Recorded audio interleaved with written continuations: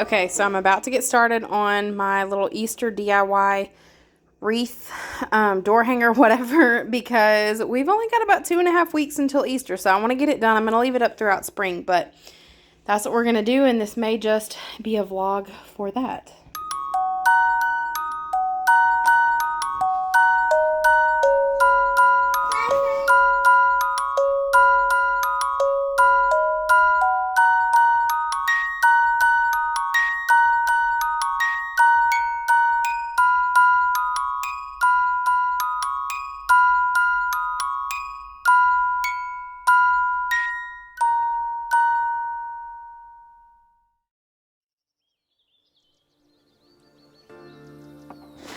Okay, so starting out on this, this is kind of just however you want to do it, but the easiest way I found was, since I was making 4 of these, I pulled out my largest sticks, and I'm not going to lie, at the end I realized I did not even use the larger ones that I intended to use, but pull out your largest sticks for your base. You can either use 1 or you can kind of bundle them up. I chose to use 2 or 3 per cross. So these first ones that I'm grabbing is for the main part of the cross, and then after that I will choose more that are kind of thin like twigs to do the the arm section of the cross.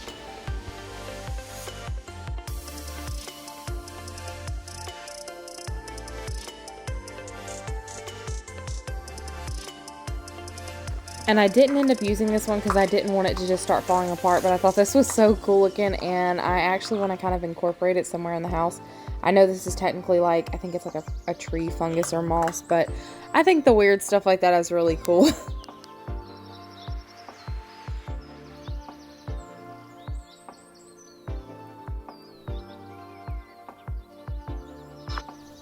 And you can see that I have 4 of the bases for a cross pulled out. I'm making one for my door, then for my mother-in-law if she wants to put it on her door, I don't know.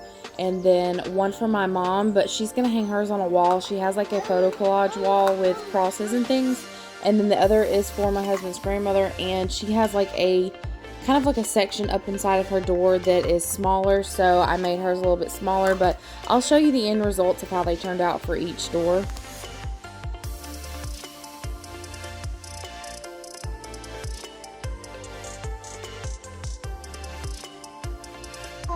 And so now what I've done is just broken up some of these small, thinner twig-like pieces, and this is what's going to be like the arm piece across the cross area.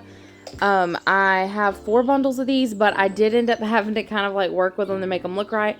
I do take a larger, thicker piece of the stick and put it in the middle, and then just kind of bunch some twigs around it. I think it looks better that way.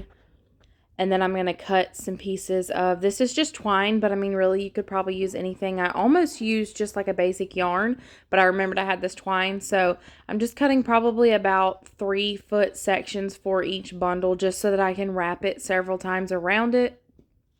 And I just slip it underneath. Again, this is going to be the arm piece of the cross. I just slip it underneath this and then make it even, and then tie a really tight knot. And then after I get the knot tied, I will just wrap it several times to get that twine look.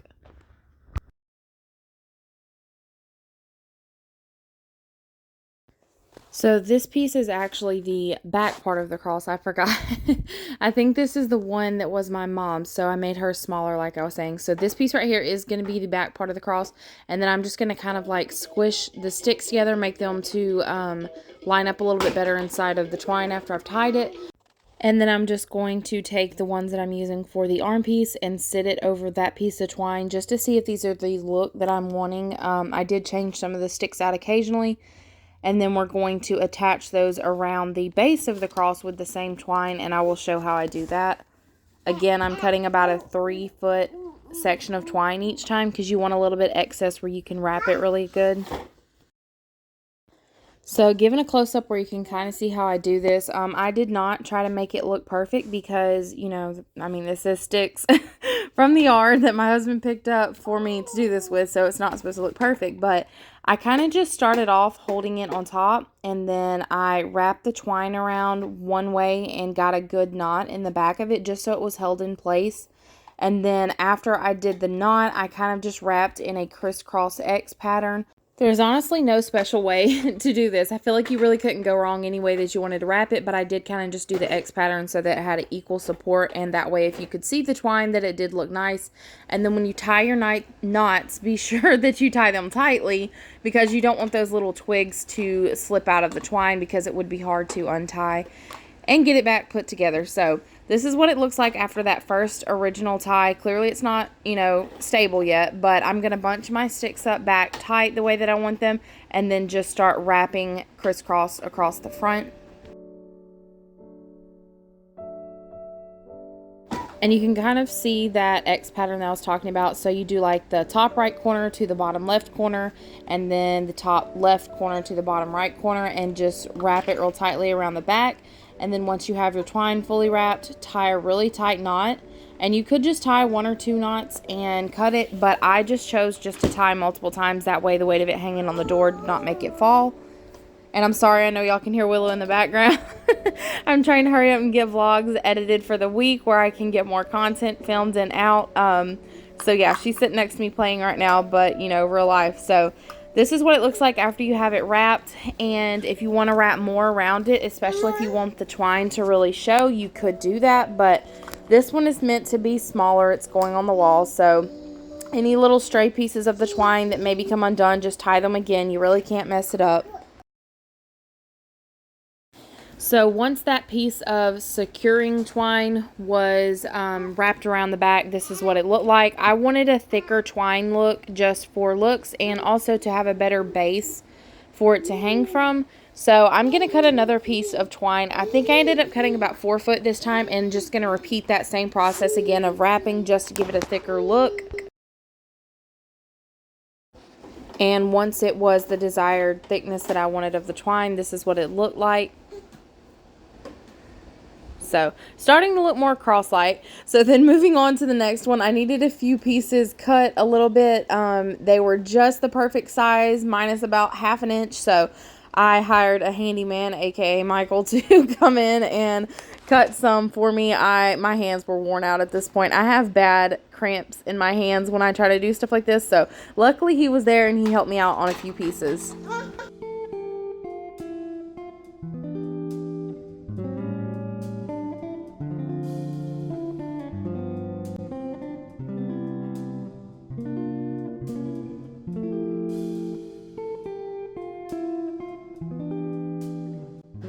So this is what my bundles look like when they're all tied up with twine. The one in the middle right here that has the He Is Risen sign is mine. I just laid it on it where I could remember which was each person's because I was starting to get confused at this point. So this one's going to go on my door, but I am going to add some floral to it. I do like this basic, just rustic looking cross. I think this would be really cute on a door just as is or with the little sign on it, but this is what each one looks like. This is the thinner one going on my mom's wall. She likes things that look really rustic, so I made hers kind of curly and used like the curved stick on the back of it.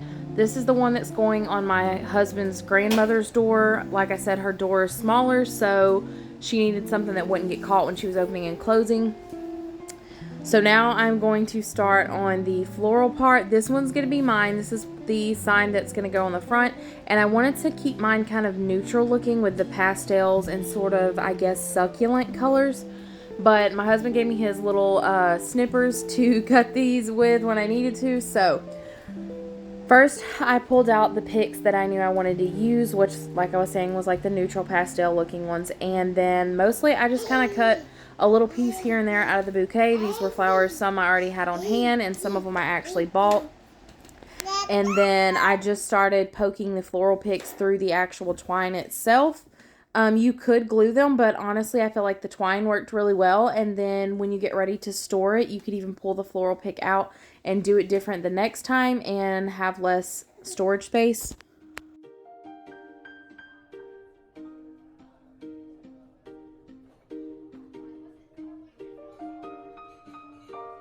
And then I decided on these larger pieces since they did not want to go on the twine really well and I didn't want to actually break the twine. I went ahead and just cut a piece of twine to go over the heavier piece of the florals. So you could just tie them all on, but I just put the lighter ones down in the existing twine and then tied a piece around this heavier piece right here.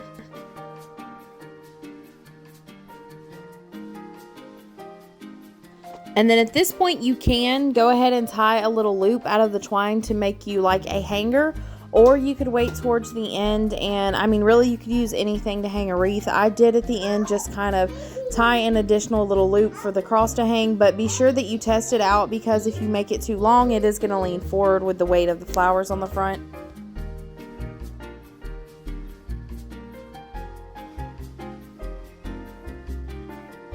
So now I'm just holding my little sign over it to see how I want it placed. I did end up adding a little pop of the yellow tulips in it because I thought it needed it. And I could not get this sign to tie on right, so I decided to just pull my hot glue gun out and glue it on and call it a day.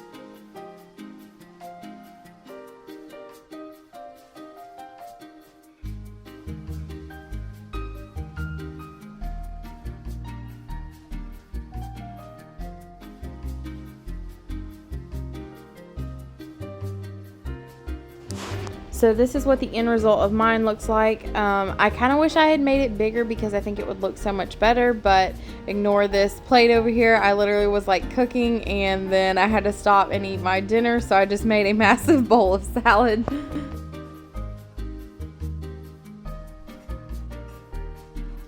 And then this one right here is the one that I'm doing for my husband's grandmother. She loves purple, so I made sure that hers mostly had purple, and again I'm doing the same thing for all of these, just using my snips to cut off each little portion of the picks that I want to use.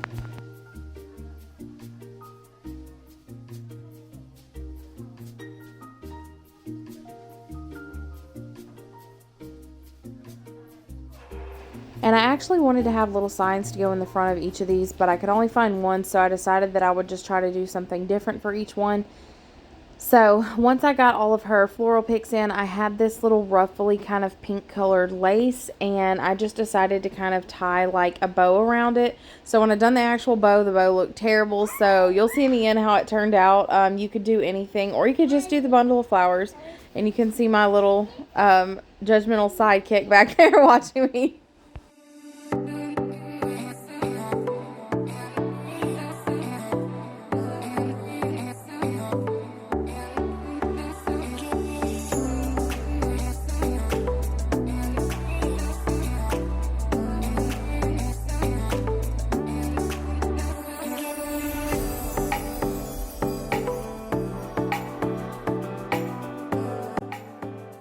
So because I didn't like the bow, I had this leftover piece from another wreath my sister actually made before and gave me the wreath, and I took the stuff off and redone it. So I had this little piece that was like a burlap rosette, and I decided that I would just kind of stick it in there. And also I noticed that one side seemed way fuller than the other, so I was having trouble with my glue gun, but I ended up adding a few little picks in and still intended to add more, but ran out of time, and I decided just to accept it for what it was because it was cute and it was something that I made for someone, so that's all that matters, right?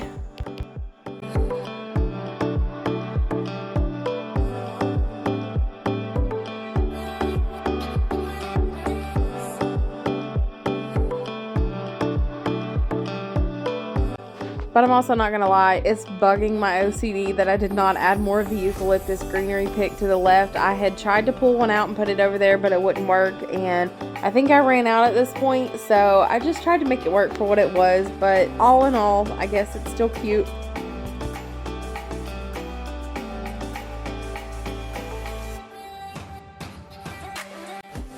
So my phone ended up dying and I had to hurry up and get this done. Willow was eating dinner. This was a cranky day for her. So this is the one I made for my mother-in-law, and this is how it turned out.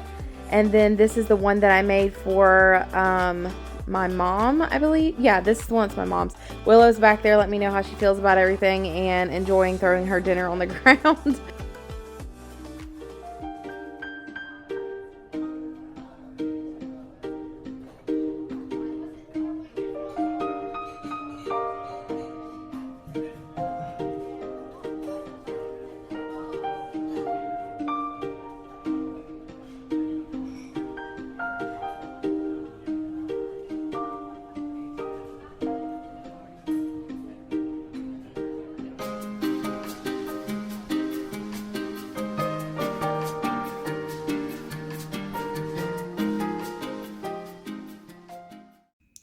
So I hope y'all enjoyed that very easy DIY. I know it's a little bit late to be doing a Easter or spring project, but with us being sick and then just having so much going on at one point, I just kind of got behind with it.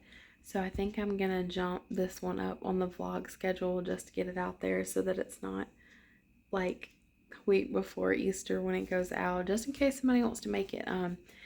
They didn't come out exactly how I wanted, but I was trying to accommodate each person's door that they would put it on. So like my husband's grandmother, her door is like a smaller area to put it on, so I tried to make it where it wouldn't like block her screen door. And then ours, I tried not to make it super heavy and full like I wanted to, just because my husband is so rough coming in and out of the house. I didn't want him to like hit it maybe with his lunch bag or hunting stuff, whatever, coming in and out. So I had to accommodate that. And then my mom's, I used a lot of like thinner wispy type sticks because hers is actually going to go on the wall in her room. She has like a cross scripture kind of collage wall. And then my mother-in-law's, actually, I think I could have probably made her a really decent sized one because she does have like a more heavy duty large size door, but I did not have sticks that big. I broke them down small, so I actually forgot until after I put them together that I had some decent sized sticks set aside for the base of these, and it made me mad because I had like picked the ones out that I wanted, but I still think they came out very cute, and I didn't spend any extra money really to make them. I think I ended up spending like $8 on some florals. The rest was just ones that I already had. I had a few things around the house, and then I have a bag of and then I also have like a bag with just random ones. I never really get rid of anything. I just collect it and through the years find another use for it. So I just used several things out of there. At first I wanted to do like bows and ribbons on them, and you definitely could do that, but that's one thing I can't do. I cannot make bows, and I've thought about trying to learn that, but I'm just like, I could buy a bow or skip a bow, you know, it's not that big of a deal. But thank y'all for watching. Don't forget to comment below and tell me which one is your favorite. I will number them. That'll be easier than remembering whose is whose. Let me know which one is your favorite. I think my favorite is probably mine or my mother-in-law's, so 1 and 2, but I think they're all unique. So